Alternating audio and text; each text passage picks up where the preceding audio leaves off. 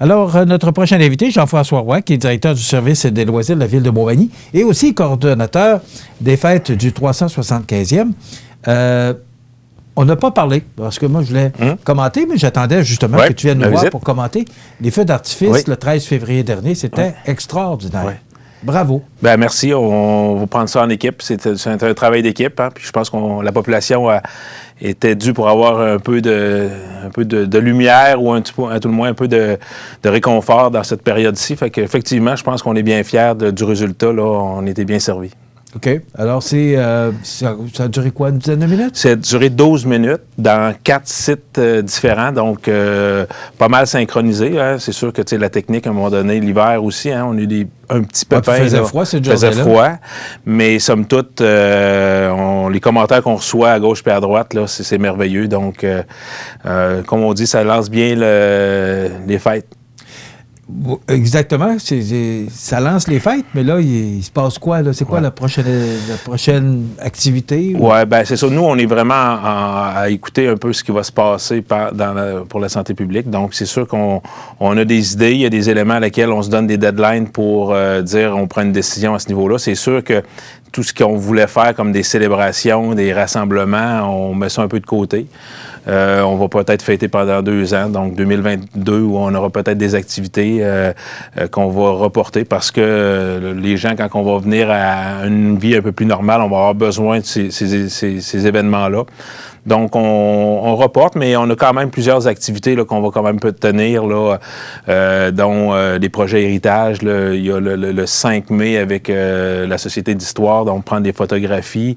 Il y a aussi des legs qu'on va laisser à la population. Donc, des legs, on a déjà annoncé Promenade du Bûcheron, en collaboration avec Desjardins, qui sera notre partenaire, qui est notre partenaire officiel des fêtes, mais qui est partenaire pour ce leg-là.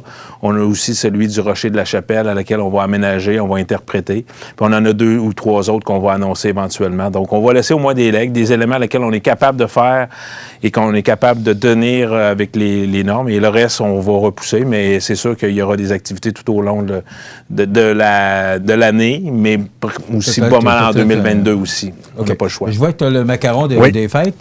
Bon, il y a eu une campagne de sollicitation pour vendre des macarons. Une fois par mois. Oui. Vous faites l'attribution d'un tirage de 375 $. Oui, 375 certificats cadeaux, maintenant applicables chez les commerçants, mais ça revient à 375 $ en argent quand on fait l'analyse de tout ça, mais on en a un peu plus de 1300 qui ont été vendus jusqu'à maintenant. Ça va bien. Les gens s'en procurent encore. Ils peuvent le faire encore en nous appelant à la Ville de Montmagny ou en allant sur le site Internet de la Ville. Ils peuvent se le procurer, soit se le faire livrer, l'avoir par la poste, c'est-à-dire, ou venir le chercher sous rendez-vous à l'hôtel de ville. Bon, il y a un tirage par mois? Un tirage par mois, le 3e vendredi du mois. Donc, le prochain aura lieu le 19 mars. Donc, on en a 12 au total. Donc, ça veut dire qu'il y avait un tirage vendredi? Oui, vendredi passé. Est-ce que c'est moi le gagnant? Non, c'est Simon Richard qui est l'heureux gagnant. Est-ce que vous avez bien mon nom dans... Oui, on a ton nom, Michel. Donc, si les gens veulent se procurer un macaron, ils peuvent communiquer avec la Ville. Oui, exactement. OK. Maintenant, semaine de relâche. Oui. Parce qu'on n'a pas le choix. Il va y avoir une semaine de relâche. Il va y avoir une semaine de relâche. On en parle tellement là, avec tout ce qu'on fait pour arriver à cette semaine-là. Raconte-nous comment ça va se passer chez nous. Donc, la semaine de relâche, nous, la thématique qu'on a, c'est vraiment, mettons, les activités extérieures. Donc, en famille, on va s'activer à l'extérieur. Donc, c'est un peu ça qu'on peut faire avec les mesures.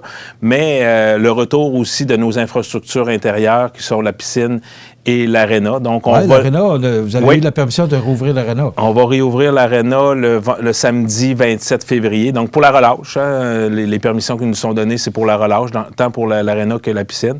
Donc, on va revenir un peu, Michel, j'étais venu à ton émission durant le temps des fêtes. Ça va ressembler un peu au temps des fêtes, dans le sens que les gens vont pouvoir réserver par bulle, je parle pour l'aréna, par bulle familiale. Donc, les gens de la même famille veulent louer la moitié d'une glace, pourront le faire.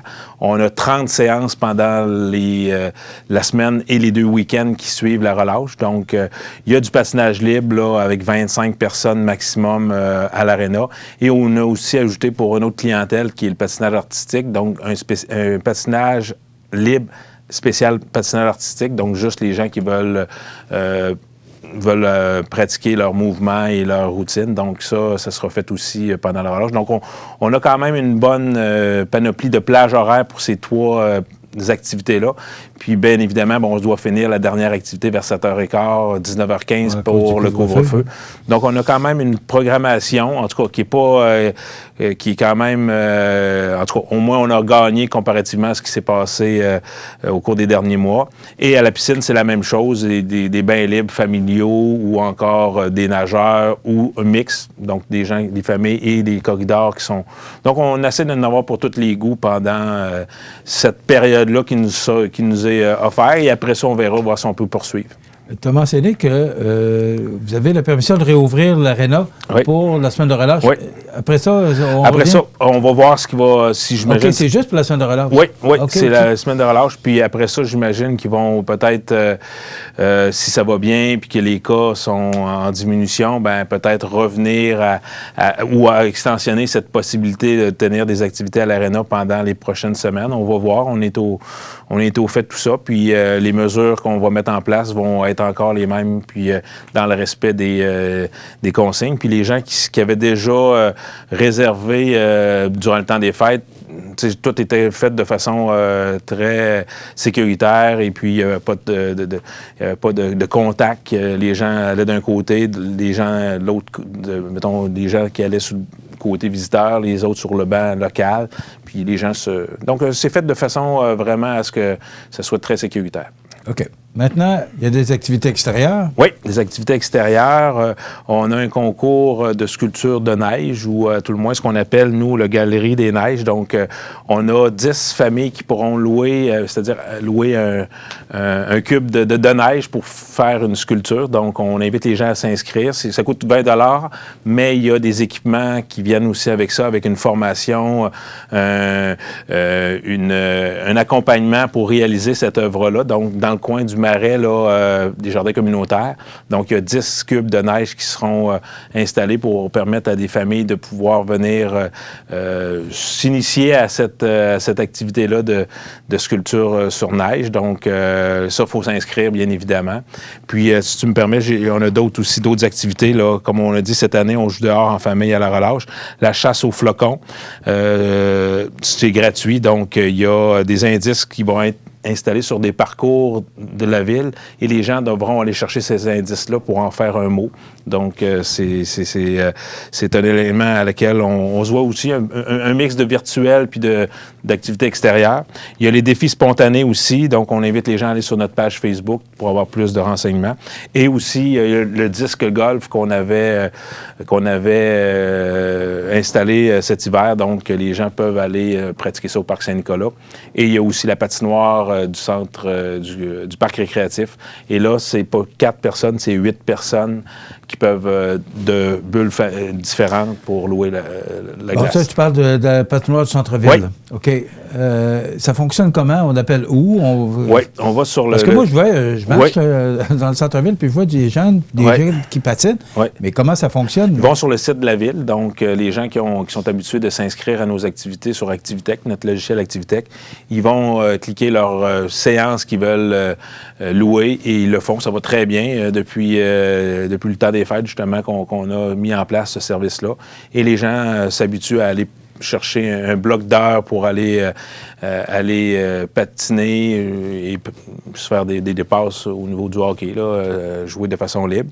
Et là, on passe de 4 à partir de vendredi à 8 personnes. Donc, un groupe de 8 personnes qui voudraient... pas de bulle, là. 8 personnes? 8 personnes, okay. Vu que c'est une activité extérieure, peuvent le faire là, en pratiquant ce sport-là. Encore une fois, on revient à ce qui s'est fait dans le temps des fêtes.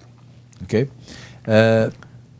Ça résume pas mal ce qui va se passer dans la semaine de relâche. Il y a moins d'activités qu'avant. Ah oui, il y a beaucoup moins d'activités, c'est certain, là. Puis, mais je sais aussi qu'il y a... Vous avez fait de la gymnastique pour arriver à organiser le Oui, puis tu sais, mon équipe est quand même assez créative pour essayer de faire des activités qui sont originaux, donc des activités originales. Oui, pas originaux, des activités originales. Originales. Donc, on a mis en place la créativité de notre monde, puis on essaie de faire. Puis il y a aussi toutes les activités libres à l'extérieur. Hein. On voit au cimetière là, un nombre incroyable de gens qui vont marcher, qui vont faire de la raquette, du fat bike. Donc, on invite les gens à bon, mais là, est-ce qu'il y a des réservations? Non, c'est vraiment les gens y vont là, selon la température et leur disponibilité. Donc, explique-moi comment ça fonctionne, parce que je ne suis pas allé. Oui. C'est dans le cimetière même? Oui, donc il y a un sentier. Il y a des chemins là, pour... Oui, c'est ça. Donc les gens, on voit beaucoup là, les gens qui passent sur la 12e rue. Il y a beaucoup de véhicules, donc les gens se stationnent là, partent en raquette ou en fat bike ou peut-être même en ski de fond. Là, et c'est quoi, ils sillonnent les chemins du cimetière? Oui, c'est ça. Ah, oui. Donc même à pied, là, je veux dire, ski de fond, c'est peut-être moins, c'est peut-être pas cet endroit-là. On en voit un peu partout au parc Saint-Nicolas ou près des Marais, mais je dirais que la raquette, le fat bike et la marche, donc les gens suivent un sentier, il est balisé, il est mentionné.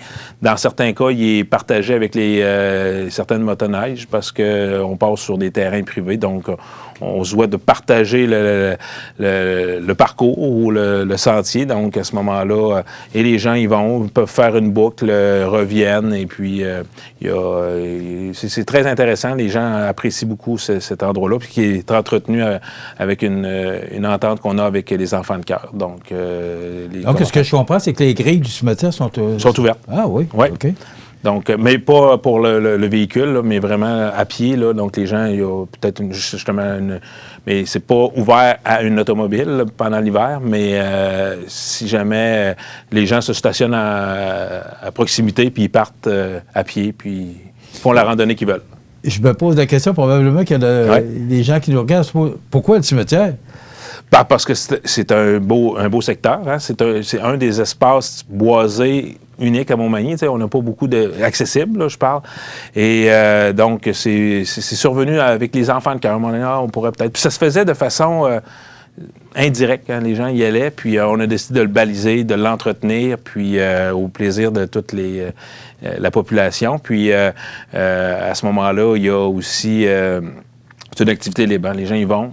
Puis ils vont à leur rythme. Parce que les années passées, justement, au cimetière, pendant la relâche, on avait une activité spéciale en soirée, là, ce qu'on appelait la randonnée au flambeau ou quelque chose comme ça. Donc là, on n'a pas pu tenir cette activité-là. Mais on invite les gens à y aller de jour. Puis c'est magnifique. Les gens qui y vont pour une première fois, là, ils y retournent, c'est certain. Bon, c'est 2 jours? 2 jours, oui. OK. Le soir, on peut... Le soir, c'est peut-être moins s'aventurer là, c'est peut-être difficile, mais de jour, là, c'est un beau secteur là, naturel. OK. Si on veut avoir de l'information sur les activités? Oui, bien, on appelle au service des loisirs au 248-6022 ou on va sur notre site Internet. Hein. Il y a une section spéciale pour la semaine de relâche. Donc, on est à une semaine de la semaine de relâche. Donc, on invite les gens peut-être à aller voir ce qu'on a à leur offrir. Puis déjà, prévoir un peu leur semaine la semaine prochaine pour savoir qu'est-ce qu'ils peuvent faire là, en fonction de la température. Puis, si on est chanceux, on va avoir encore la patinoire d'accessible. Parce qu'il y a des années où la température ne nous permet pas d'avoir notre patinoire. Là, pour l'instant, là, c'est doux cette semaine. On parle de pluie pour mercredi. Oui, mais au moins, dans ce temps-là, on va être très prudent, puis on la fermera peut-être une partie de journée pour ne pas l'endommager davantage. Mais en tout cas, on invite les gens à être actifs quand même, malgré tout. Est-ce qu'il y a un projet de mettre un toit sur la patinoire du centre-ville?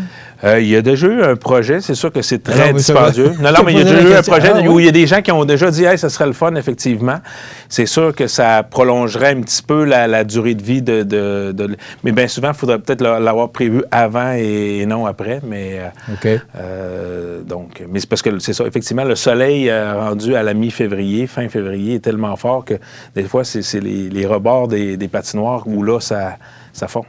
On a d'autres projets. Mais c'était un humour que oui, mais ça s'est déjà posé la question. Les gens se sont dit, ce serait peut-être intéressant d'avoir un toit. Comme il y a des endroits qui le font aussi.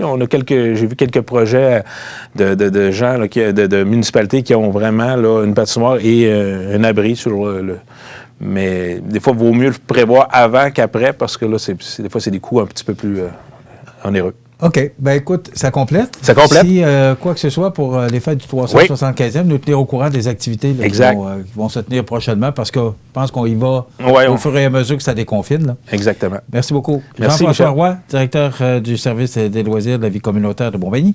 On s'arrête dans quelques instants. Les grands titres et José Soucy.